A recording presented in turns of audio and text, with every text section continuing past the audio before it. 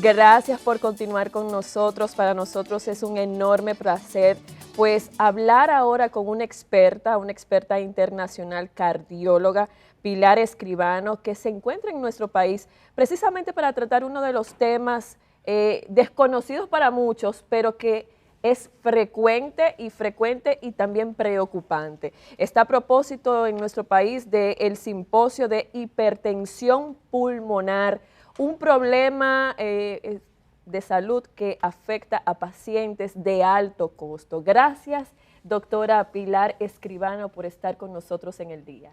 Muchas gracias por invitarme primero al simposio por parte de República de los organizadores y por parte de darnos la oportunidad para hablar de una enfermedad rara. Una enfermedad rara, y uno se pregunta, ¿con qué se come eso? El tema de hipertensión pulmonar. Bueno, pues hay que entender qué es la hipertensión pulmonar, porque hipertensión pulmonar engloba muchas cosas. Hipertensión pulmonar es lo mismo que fiebre. Detrás de esa palabra hay muchas cosas distintas. Está la hipertensión arterial pulmonar, que es de la que vamos a intentar hablar hoy un poquito más. Está la hipertensión pulmonar, que se asocia a enfermedades del corazón izquierdo, es la más frecuente. La hipertensión pulmonar de la patología respiratoria grave siempre produce hipertensión pulmonar, y hay otro tipo de hipertensión pulmonar que aparece después de una embolia de pulmón, cuando la obstrucción por parte de los coágulos persiste en los vasos del pulmón. Siempre que aparece hipertensión pulmonar en tu diagnóstico, sea 1, 2, 3, 4 o 5, de cualquiera de las 5 situaciones, tu pronóstico es peor. Y es más grave tu enfermedad. ¿Y cómo se manifiesta esto? O sea, ¿cómo uno puede darse cuenta de que es un paciente con hipertensión pulmonar? Pues probablemente ese es el principal problema que tiene la hipertensión pulmonar, porque tiene síntomas muy inespecíficos. Inespecíficos quiere decir que es que los tiene cualquiera. ¿Cuál es el síntoma más frecuente? La falta de aire. Cuando camino me ahogo, tengo sensación de que me falta el aire. Otro síntoma muy típico es que cuando hago algún esfuerzo un poquito rápido pierdo el conocimiento. Pero si nosotros repasamos los síntomas de la cardiología, casi todas las enfermedades de cardiología tienen esos síntomas, que me falta el aire y que puedo desmayarme si hago un esfuerzo físico. ¿Qué pasa con eso? Pues que conduce a un retraso terrible en el diagnóstico. Al ser una enfermedad poco frecuente, nadie piensa en ella, y en lo que no se piensa, no se diagnostica. Con lo cual, lamentablemente, es muy frecuente que pacientes que tienen hipertensión pulmonar tarden entre 2 y 3 años en ser diagnosticados, y van como una pelota de un médico a otro, de un médico a otro, de un médico a otro, y esa es una de las cosas con las que estamos centrados y tenemos que intentar cambiar. ¿Y por qué hipertensión pulmonar? Y uno pregunta, ¿por qué un neumólogo, no un neumólogo y es un cardiólogo? Es una especialidad que se lleva entre los dos, porque realmente la hipertensión pulmonar es una enfermedad de los vasos del pulmón, pero el que paga las consecuencias es el corazón. En nuestro sistema circulatorio, la sangre desde el lado derecho del corazón se inyecta al pulmón, vuelve al corazón izquierdo y de ahí se distribuye por todo el cuerpo. Si cuando el corazón derecho va a mandar la sangre al pulmón, la presión en el pulmón está muy alta, no consigue pasar ese filtro, con lo cual el corazón izquierdo se queda sin sangre y empieza la insuficiencia cardíaca, es decir, el corazón ya no puede cumplir su misión y los pacientes fallecen por el corazón. Y el tema de la hipertensión pulmonar, ¿interviene a pacientes con algún antecedente médico o es algo repentino para un paciente? Pues mira, dentro de lo que estamos hablando ahora, centrándonos más en la hipertensión arterial pulmonar, tienes lo que en lenguaje médico llamamos idiopática, que viene a ser que no sabemos por qué, pero se asocia a pacientes con cardiopatías congénitas, a pacientes con VIH, a pacientes con esclerodermia u otras enfermedades del tejido conectivo, a pacientes con HIV, con cirrosis hepática e hipertensión portal. O sea, son muchas las cosas que pueden estar detrás de una hipertensión pulmonar. Por eso, cuando hay un paciente que se sospecha hipertensión pulmonar, y se sospecha porque tiene disnea o falta de aire de causa desconocida, que eso es lo primero. A ese paciente hay que hacerle una serie de análisis básicos, hacerle un electro, una radiografía, una prueba de estas de soplar, y sobre todo hay que hacerle una ecocardiografía, que es la prueba fundamental para saber si estamos por el camino de la hipertensión arterial pulmonar o tiene otro problema. ¿Cómo los médicos pueden determinar, de acuerdo a los pulmones, ¿no?, cuál es la condición o cómo se ven los pulmones de un paciente normal, un paciente con hipertensión pulmonar, y un paciente quizás con algún tipo de evidencia de cáncer del pulmón? O sea, ¿cómo se comporta el pulmón y se ve de manera diferente? Claro, en la hipertensión arterial pulmonar, los cambios del pulmón, de los vasos del pulmón, no se ven. Ese es el problema, no se ven. Lo que ven otra vez es la consecuencia. Como las presiones pulmonares están muy altas, los vasos del pulmón se ponen muy grandes y sobre todo lo que se ve es que el corazón se dilata mucho.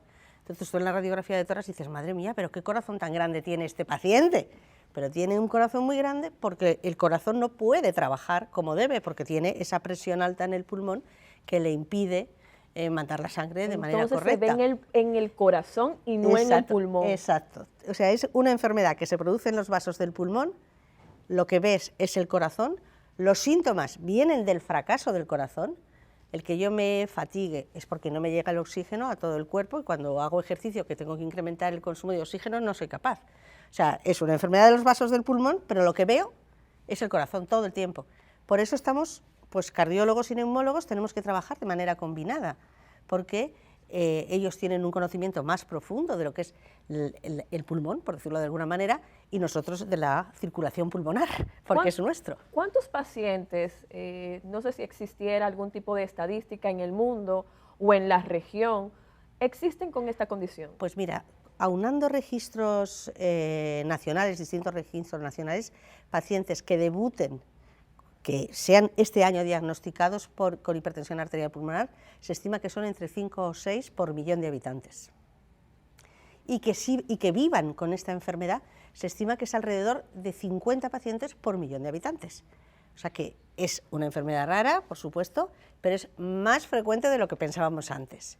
¿Y por qué es más frecuente de lo que pensábamos antes? Porque la diagnosticamos mejor, porque ya empieza a estar un poco en la cabeza de los médicos.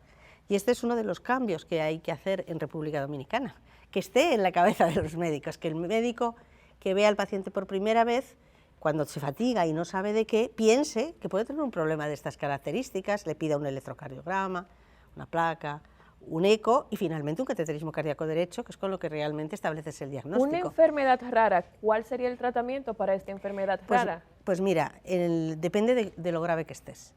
Cuando está empezando la enfermedad, pues normalmente responde a tratamiento oral, que suelen ser o antagonistas de los receptores de la endotelina o inhibidores de la fosfodiesterasa 5,5 o riociguat.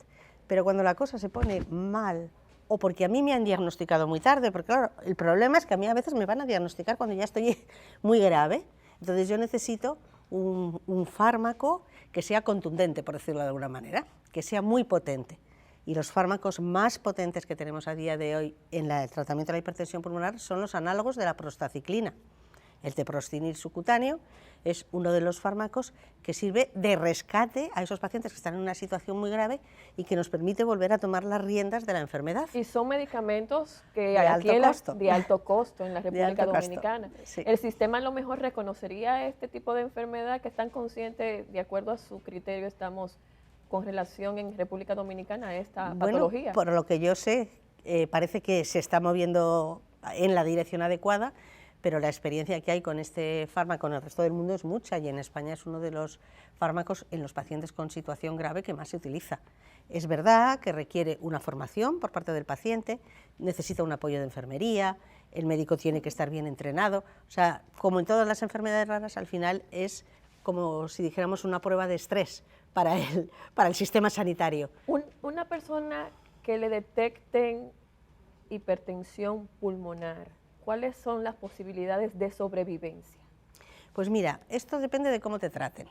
Si no te dan ningún tipo de tratamiento y te diagnostican en una fase muy avanzada de la enfermedad, la supervivencia media está entre los 2 o 3 años.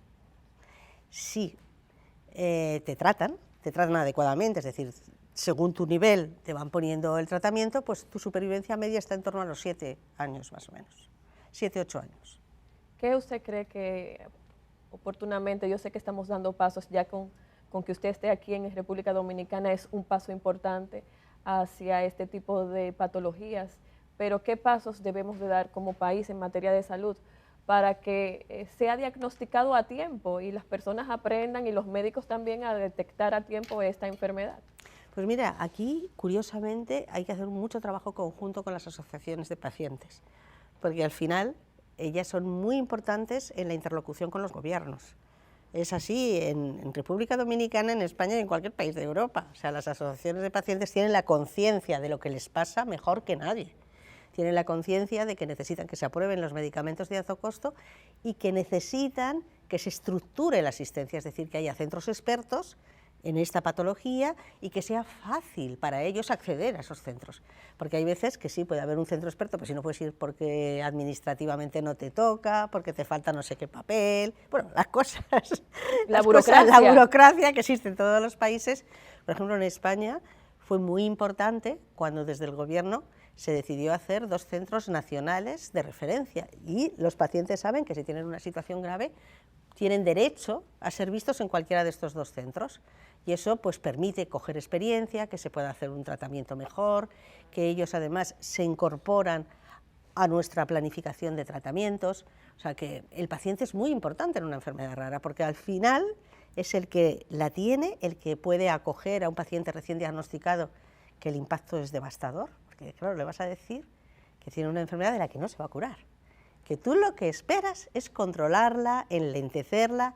Es una enfermedad de la que se investiga mucho, pues bueno, vamos a ir viendo, vamos a ir alargando tu supervivencia, pero es muy terrible para el paciente. Las asociaciones de pacientes juegan un papel muy importante. Cuando vamos a implementar un tratamiento como el teprostenil es muy importante también que haya una organización que lo soporte, que haya un enfermero que pueda estar disponible las 24 horas, los 365 días del año, por si el paciente tiene algún problema, para que lo pueda solventar, que no se sientan solos. Y un importante tema que nosotros hemos abordado y le agradecemos a usted, doctora Pilar Escribano, que estuviera con nosotros, porque es un tema desconocido y qué bueno y oportuno contar con su presencia, orientándonos sobre esta rara enfermedad que muchos dirían, tengo el corazón grande, me dijeron que tengo el corazón grande, pero detrás de ese corazón grande podría estar una hipertensión pulmonar.